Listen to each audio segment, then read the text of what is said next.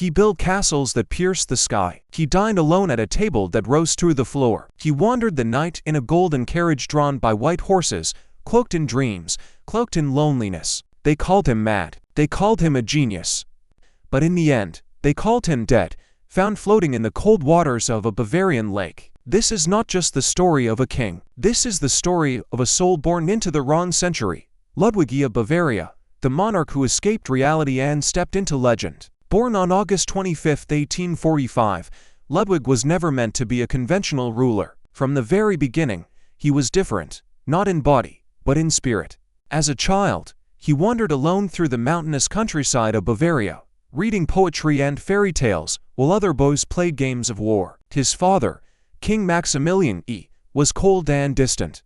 His mother, Queen Marie, was kind but distracted, and so Ludwig grew up in isolation, surrounded not by people, but by silence, shadows, and dreams. He idolized mythological heroes, medieval knights, and the grandeur of old European courts. But above all, he fell in love with music, especially the soaring operas of one man, Richard Wagner. When Ludwig ascended to the throne at the tender age of 18, Bavaria expected strength, policy, and realism. What they got was a king who wanted to rule like a composer writes a symphony. Within weeks of his coronation, Ludwig summoned Wagner to Munich and declared him the soul of German art. He financed his operas, built him theaters, and offered him protection from debt and scandal. For Ludwig, Wagner wasn't just a composer, he was a prophet. And through Wagner's music, Ludwig saw the kind of world he wanted to create: sublime, eternal, and untouched by politics. But his ministers were not impressed. They watched in horror as their young king spent less time governing and more time dreaming, commissioning extravagant building projects, draining the treasury, and living increasingly apart from his court. Ludwig, for his part, grew ever more withdrawn. He began constructing castles, not as homes, but as sanctuaries for his imagination. The most famous of these was Neuschwanstein, a castle perched high in the Bavarian Alps, inspired by Wagner's operas and medieval fantasy. With spires that reached into the clouds and murals of knights, swans, and ancient gods, it looked more like something from a dream than from history. Then came Linderhof, a smaller palace inspired by French Rococo style, filled with mirrors, golden fountains, and secret passageways.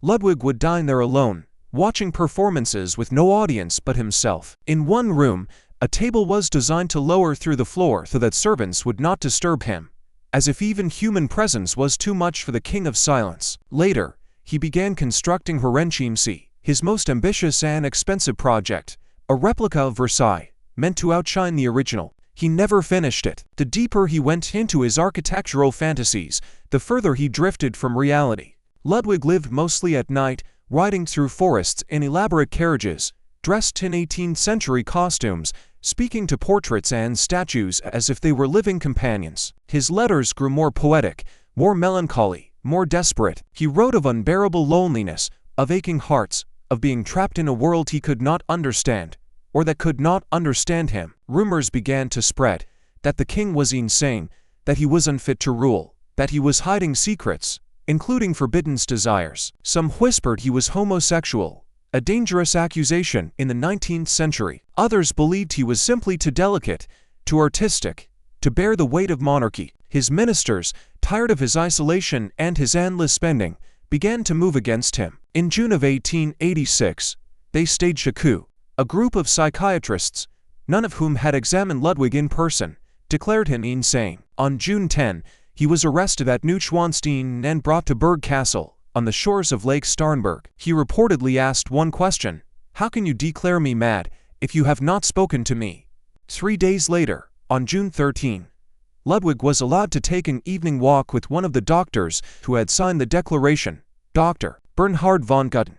The two men left the castle and strolled toward the lake. They were never seen alive again. Hours later, their bodies were discovered floating in the water. The official explanation? Drowning. But Ludwig was known to be an excellent swimmer. His lungs contained no water. Dr. Gutton's corpse showed signs of violent trauma to the head. No autopsy was performed. The royal family insisted the matter be closed immediately. And so, the truth died with them, hidden beneath the surface of the lake, like the dreams that once filled Ludwig's mind. To this day, no one knows what really happened. Some believe Ludwig was murdered, silenced by those who feared his unpredictability. Others suggest he killed Dr. Gutton in a fit of rage and took his own life. Still others believe it was all a tragic accident. But one thing is certain. Ludwig died not as a king, but as a myth. And perhaps that's how he always wanted it. Because Ludwig did not belong to the age of empires and parliaments. He belonged to another realm. One where castles float on clouds, music echoes through marble halls, and swans glide silently across silver lakes. Today, the very castles his ministers condemned now generate millions in tourism. Neuschwanstein alone draws more than 1.5 million visitors each year. It even inspired Walt Disney's design for Sleeping Beauty's castle. Ironically, the king who bankrupted his kingdom-building dreams became the greatest economic gift Bavaria had ever received. But for Ludwig, legacy was never about money or politics.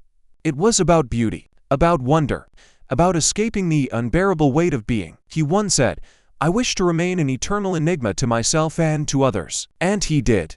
In the end, Ludwig was not just a monarch, he was a mirror, reflecting our longing for something more, a purer world, untouched by cynicism, where dreams are real and kings can live forever in golden halls. He was the king who vanished in silence, but his echo remains, in stone, in music, and in the hearts of those who still dare to dream.